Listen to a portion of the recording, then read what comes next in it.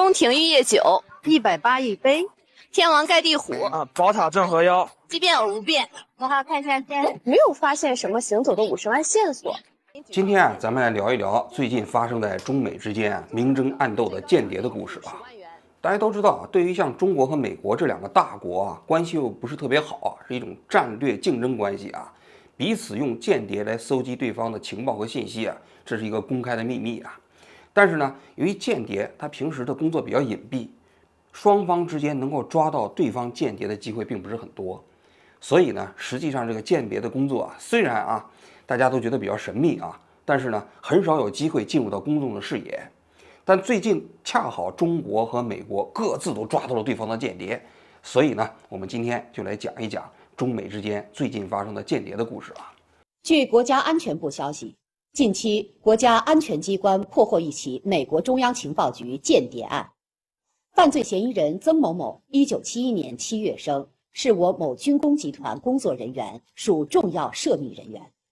这曾某啊，是中国的一个军工企业的员工。早些年啊，他去意大利留学的时候啊，被美国驻意大利使馆的一个叫赛斯的人给看上了。这赛斯呢，就开始接近这个曾某啊，就邀请他到大使馆里头参加一些活动啊，搞一些 party 啊，送他一些小礼物啊。说曾某啊，就被这资产阶级腐朽的生活方式啊给拉拢了。同时呢，他也仰慕这西方的价值观啊。这赛斯呢，就跟他讲，可以帮助他们全家移民美国。然后这个曾某呢就动心了，双方就签订了一个帮助美国情报部门啊提供信息的合同啊。我当时看到这个信息的时候，我还挺吃惊的啊。你想想，给别人国家当间谍还签一个合同啊？但是人家公告里就这么写的啊。这曾某留学结束之后就回到中国啊，继续在这个军工企业工作，就为美国的这些情报部门呢继续提供情报。结果最近被我国安人员一把抓获啊，破获了这起美国情报部门在中国的间谍案啊。那中国为什么在这个时间点公布这个间谍案呢？其实也很简单，因为就在今年的8月初，8月2号、8月3号，美方宣布抓获了2名中国的间谍。Today we are announcing charges in the Central and Southern Districts of California against 2 active duty members of the United States Navy. Through the alleged crimes committed by these defendants, sensitive military information ended up in the hands of the People's Republic of China. 那中国呢，其实抓获美国的间谍，那言下之意就是说，虽然你抓获了2名我们中国的间谍啊，我们中国的间谍在美方搞你们美国的信息啊，但是你们美国在中国其实也在用间谍来窃取我们的信息啊。那你抓我们2个，我抓你1个，双方就都扯平了嘛。那么从双方公布的这个间谍的信息来讲，有中方公布的信息啊，非常简单，整个公告加起来有200字啊，所以呢，整个事件的来龙去脉呢也没有太多可讲的。但是美方抓获的这2名中国间谍啊，由于已经进入到了起诉阶段，再加上美国啊虽然是间谍案，它整个起诉过程中间是透明的，它有陪审团、有律师、有起诉状，这些都是公开的啊。所以这2名间谍的来龙去脉到底怎么跟中国情报部门合作的，都一清二楚。The charges demonstrate the PRC's determination to obtain information that is critical to our national defense by any means. China, among all such nations, stands apart in terms of the threat that its government poses to the United States. China is unrivaled in the audacity and in the range of its malign efforts to subvert our laws. 这2名美国大兵啊，一个叫魏金超，这魏金超啊，今年只有22岁啊，是中国大连人。早些年呢，跟他自己的母亲呢，就移民到了美国啊。他没有上过大学，高中毕业之后，在社会上浪荡了2年，就加入了美军。这加入美军之后啊，有一个好处啊，就是说美国的法律规定，你只要加入到美军，你通过了美军的体能测试，一般来说就是在你加入美军之后3个月左右的时间，你就自动可以获得加入美国国籍的这么一个资格。因为你要知道，很多人在美国生活啊，其实要加入美国国籍并不是那么容易啊。但你一旦加入美军，为美国军队服役啊，立刻就可以加入美国籍了。所以你看，很多在美国的那个外籍人士都是通过加入美军这么一个途径啊，来获得美国国籍。这个魏金超就是如此啊。他是2022年的2月份加入美军的，然后他在2022年的6月份呢，就开始为中国的情报机构开始服务了。由此可见，中国的情报机构啊，实际上这个效率还挺高的啊。现在我根据这个媒体的报道啊，我大概率猜测啊，实际上就是这2个美国的大兵啊，是怎么被中国的情报部门来发展成下线的呢？可能是通过领英。现在你去那个领英啊，就把自己的这个学历啊、从业经历啊，就放在那上面啊，然后就会有一些猎头公司去跟你联系。其实中国的情报部门呢，现在非常愿意利用领英啊，去在美国招募一些这样的下线啊。这魏京超就被中国的情报部门呢给收买了。收买之后呢，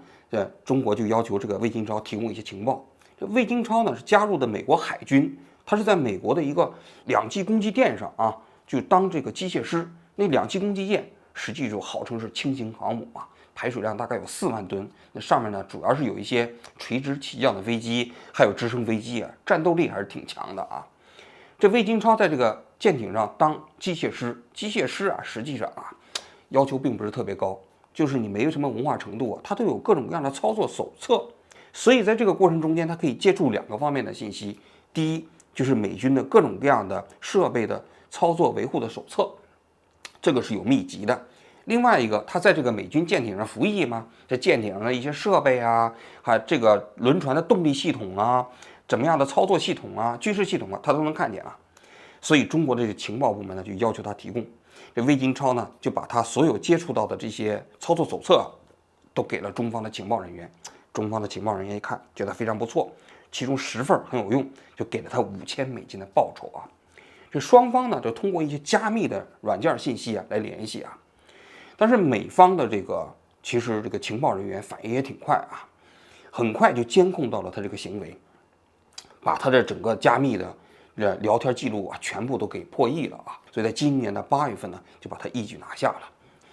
另外一个呢，就叫赵文恒。这赵文恒呢，也是美国海军的，他只不过不是在舰艇上服役，在陆地上服役啊，也是一个辅助性的岗位啊。这赵文恒呢，在美军已经干了6年了啊，是一个中士啊。其实呢，他也是高中毕业之后呢，就加入到了美军，并且加入了美国国籍啊。他给中方情报人员提供的信息呢，主要是印度太平洋联合军演过程中间的一些信息 ，which details specific location and timing of naval force movements, amphibious landings, maritime operations, and logistical support. 然后呢，这个赵文恒呢，一共从中国的情报人员那个地方拿到了$14866，其实他接收的都是人民币啊，我估计啊，可能就是支付宝和微信啊，就这个哥们儿就把这个钱给拿到了啊。Was indicted on espionage charges. He is accused of betraying his newly adopted country by stealing national defense information and selling it to his Chinese spy master.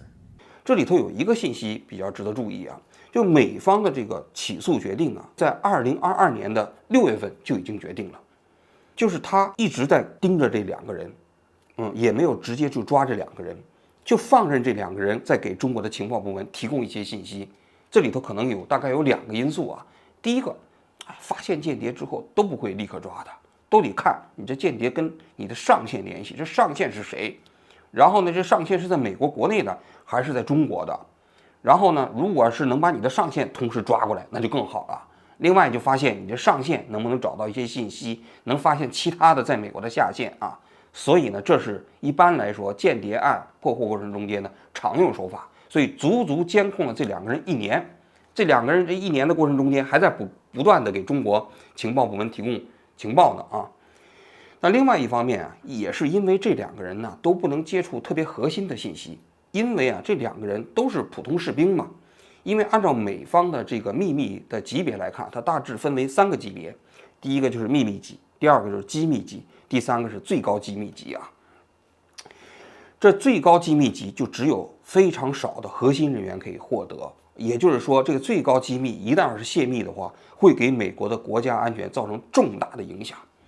那么，美国一般什么样的人可以接触这不同的秘密等级呢？那你首先你都得申请啊，就要根据你的工作需要，并不是根据你的军衔。比如说你是一个普通士兵，但是你给参谋长联席会议主席当秘书，那你可能就能接触到最高机密。因为你每天要处理他的邮件呀什么之类的嘛。但是呢，另外一个方面有一个因素，就是说你是不是在美国出生的，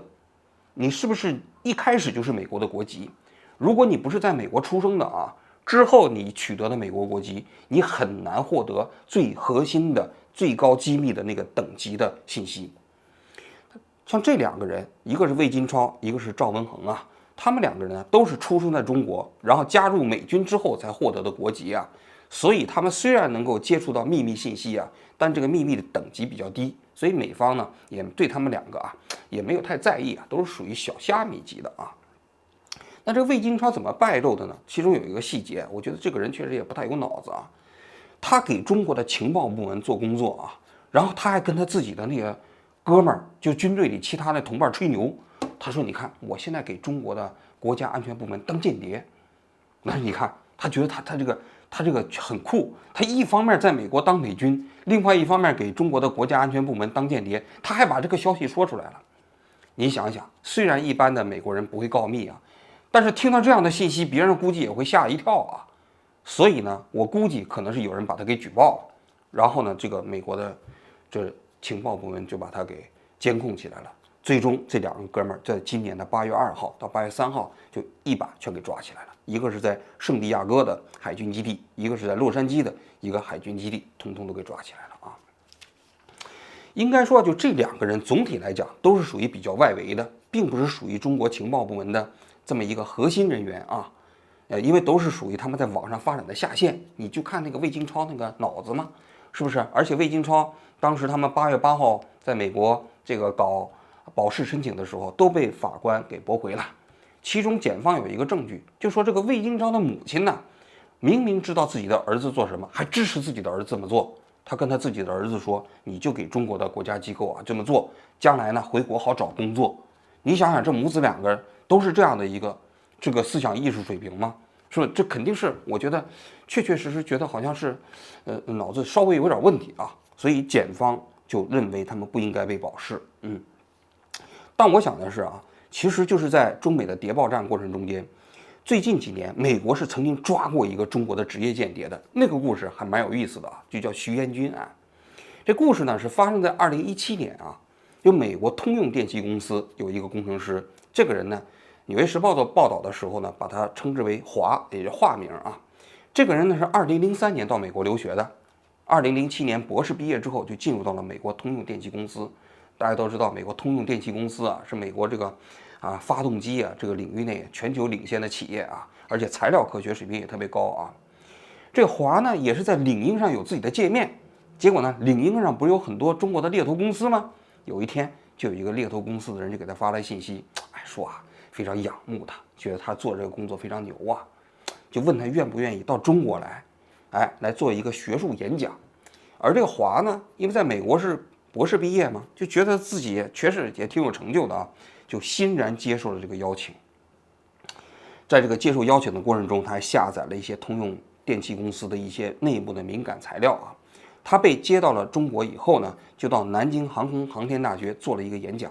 这个是2017年的6月2号。演讲完了之后啊，当时那些有一些学生啊，其他人还问了一些问题啊。当天晚上啊，他跟当地政府的一些官员吃完饭，人家给了他$3500，他就飞回到了美国啊。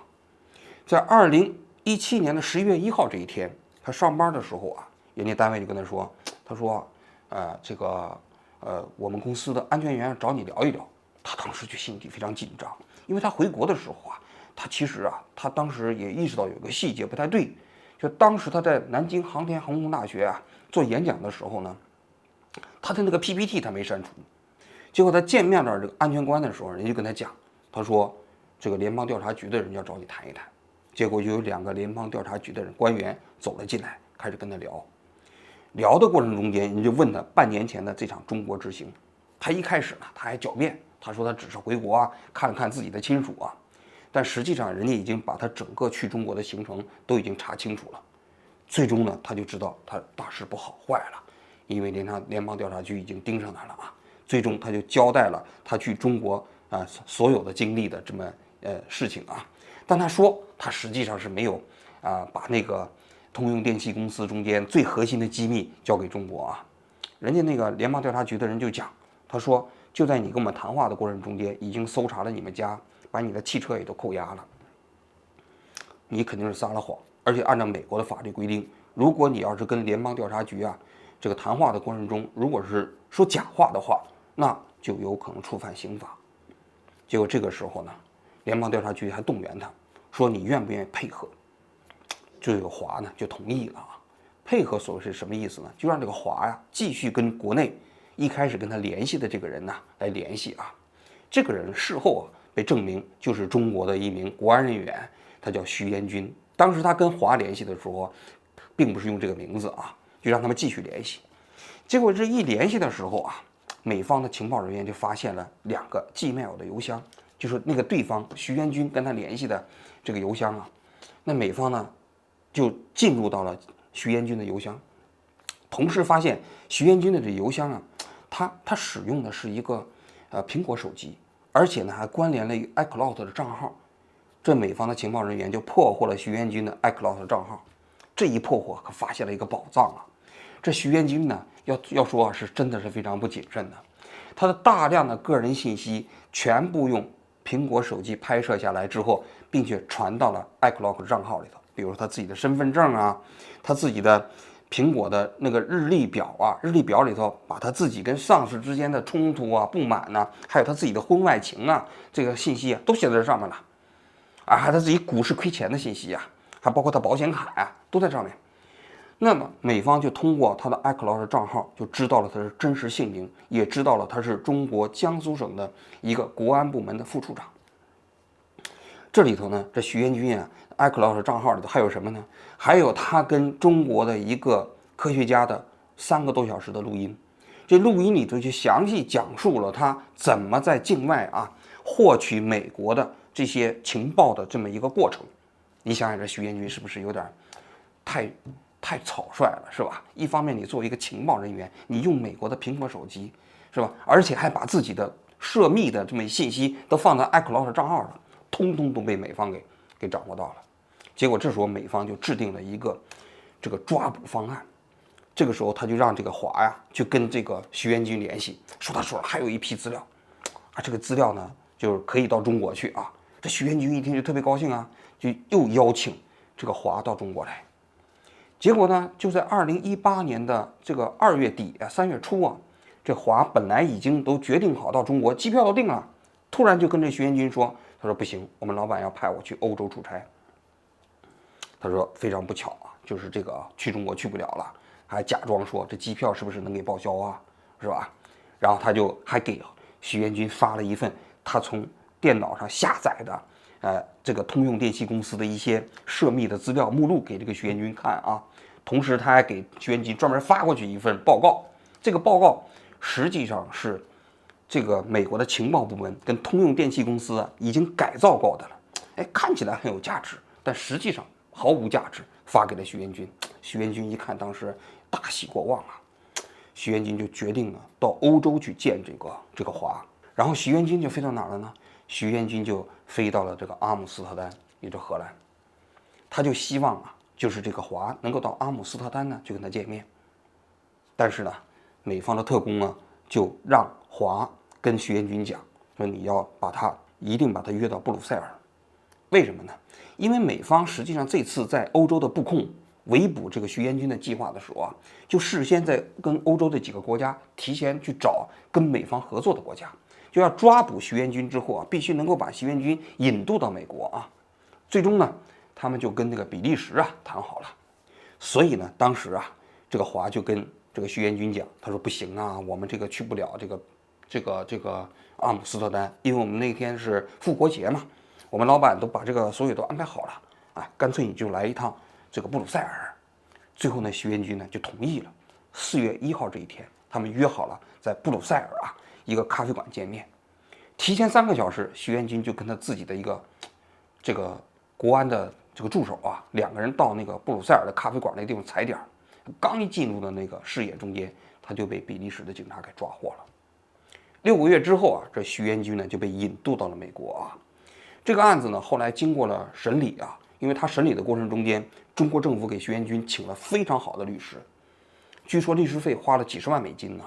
但是最终啊，徐元军还是被判处了20年的监禁啊。美方的有关指控纯属捏造。我们希望美方能够依法公正的处理，确保中国公民的合法权益。故事讲完了啊，我来讲一讲我的看法啊。我看完这些中美双方披露的间谍的故事之后，我有这么几个观点啊。首先是第一点，中美双方对于涉及到间谍方面的案子的诉讼啊，透明性和公开性那简直是天壤之别。首先，中方公布的这个间谍案啊，其实就是这么200个字，除此之外任何信息都没有了。比如说曾某到底是给美方提供了什么样的情报，用什么方式提供的情报，然后呢，他们那些具体获得了多少收益啊，等等这样的信息是通通都没有。但是美方呢，所有的这些抓获的中国间谍都会在法庭审理，而在审理的过程中间基本都是公开的，而且允许律师给他进行辩护啊。所以就是公开性上来讲啊，这中美双方对待间谍案上，那真的是差别太大了。我个人觉得啊，间谍虽然涉及到国家机密啊，但是啊，实际上它也更涉及到个人权利的保护。如果这个案件审理的过程中，那个内容并不涉及到国家安全啊，实际上这个审理完全可以公开。所以我觉得美方啊，对这些间谍的案的审理过程中间就处理得非常好。它也涉及到一些国家机密没有，但它并没有因为涉及到国家机密的部分，就完全将这些案子的审理过程中间全部黑箱化。但是你看中国审理的所有的间谍案啊，全部都是黑箱化审理。大家都知道，最近2天澳大利亚不有个程磊吗？借助自己的男朋友发了一个公开信啊，含情脉脉地讲他想念澳大利亚的朋友山水和自己的家人和孩子。那程磊就被中国定义为间谍啊。但是你可以看到，那程磊在中国审理的过程中间，谁知道整个审理的过程是什么样呢？程磊到底是怎么做的间谍，谁知道呢？什么都不知道。所以这带来的一个问题，就是说，使得很多人高度怀疑，中国实际上抓获的一些间谍啊，可能并不是一些间谍。就比如说程磊嘛，是吧？你可能只是基于某种政治需要，就把这个人抓起来，定义为间谍了。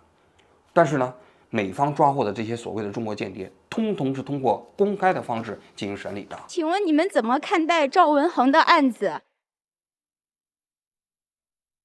请问你们未来有什么计划吗？据你们所知，赵文恒有请证人吗？届时庭审的时候会有证人出庭替他作证吗？第二点，我觉得中国的这些案件破获之后，我们大致也可以描摹出中国的现在国家安全人员搞间谍活动的一些这个路径啊。首先，第一，他们发展间谍啊，在美国找这些间谍啊，领英是一个非常重要的通道。你看这2个美国大兵，也包括那个徐延军案，他们都是在领英上以猎头公司的名义啊，跟这些美籍华人联系。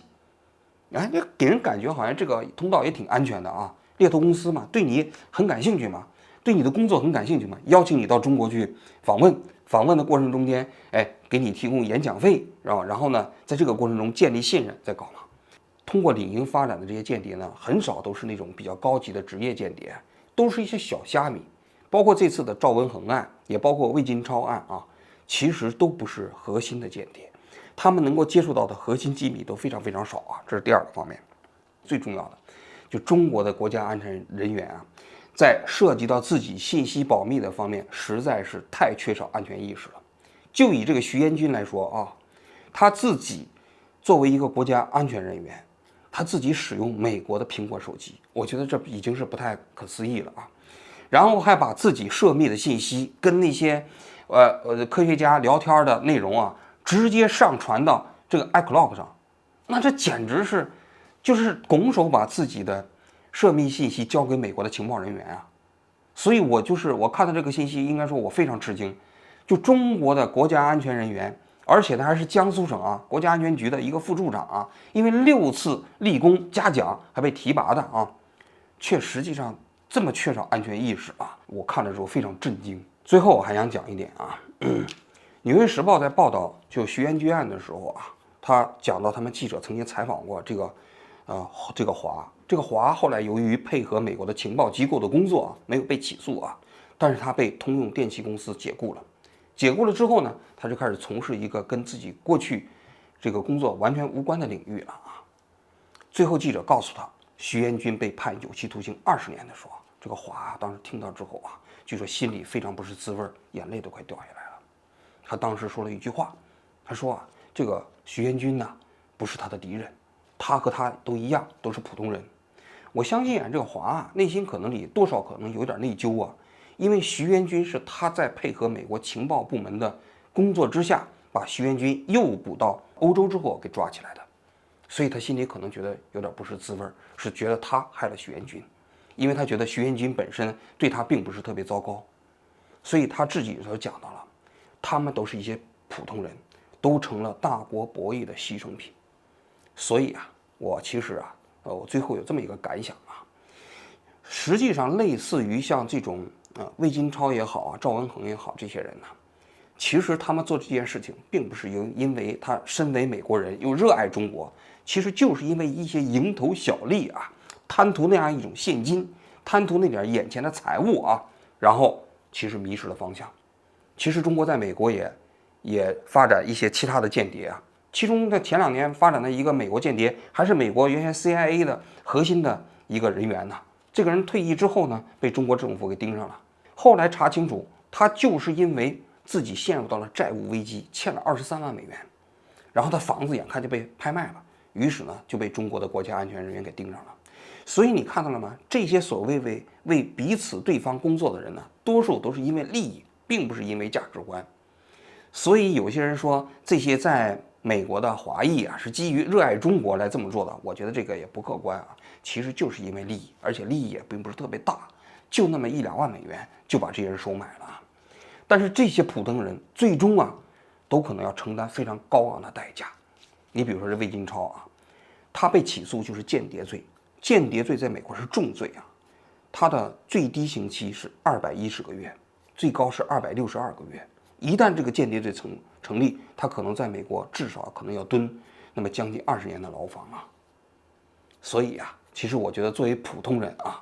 最好不要涉及到这些大国博弈的过程中间的间谍战里面。我给大家讲一个故事啊，我其实现在在网上征集消息的时候，也有一些人给我提供一些秘密信息啊。我去年的时候就有一个人就给我讲，他说王军，你想不想要中国的国务院啊给各省发的这个电传信息，尤其在疫情期间，这个电传信息非常密集啊。他说你要的话，20万卖给你。我当时就跟他讲，我说啊，第一我没有钱，我买不起这个信息；第二我买的这个信息我也不知道干什么用，所以啊，你还是卖给别人吧。我个人觉得，我就是做新闻的，我就是利用这样的公开信息啊，来发表一下我自己的看法啊。所以呢，我个人觉得，作为普通人，在这个案子过程中间，最大的感受就是不要因为一些个人利益啊，涉及到所谓的大国博弈过程中间，因为真出了事儿，是没有人在意你的。你说中国会救这2个所谓的美国大兵吗？我觉得不会的，他们最终会为中国政府承担这个代价，没有人管他们的。好，我今天就讲到这里，谢谢大家。据国家安全部消息，近期国家安全机关破获一起美国中央情报局间谍案。Today we are announcing charges in the Central and Southern Districts of California against 2 active duty members of the United States Navy.